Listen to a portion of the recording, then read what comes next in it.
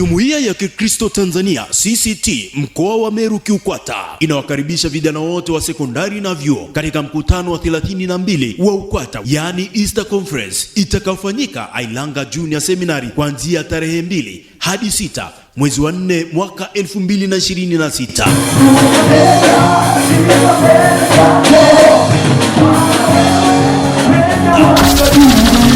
Mkutano huo utafunguliwa na askofu wa KKKT Diocese ya Meru, Askofu Elias Kitoi Nasari. Na kipatano letu dayosisi kwamba dayosisi hii muhimili wake ni watoto na vijana. Bwana asifiwe. Ambapo wanenaji wa mkutano huo ni pamoja na mchungaji mlezi wa UKWATA, mchungaji Exaudi Nko, injinia mwalimu Dr. T.T. Mzava, mwalimu Jacqueline Mkindi na bro Elihuruma Maruma. Ada ya ushiriki ni shilingi 26,000 tu kwa mwanafunzi. Neno kuu la mkutano huo linatoka katika kitabu cha Wagalatia 5 mstari wa 16.